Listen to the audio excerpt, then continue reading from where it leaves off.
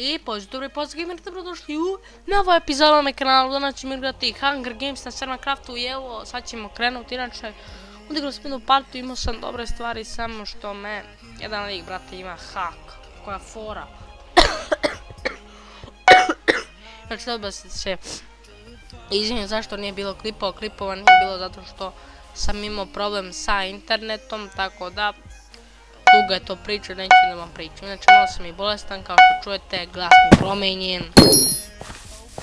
Odmah cepao moj gore.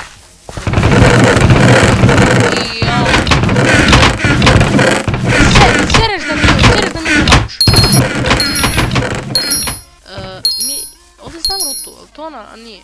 Ubit ću ovo. Ovo je me nekako nervira. Ali zato što mi je tu da ga roknem jednom. Evo ko to mene?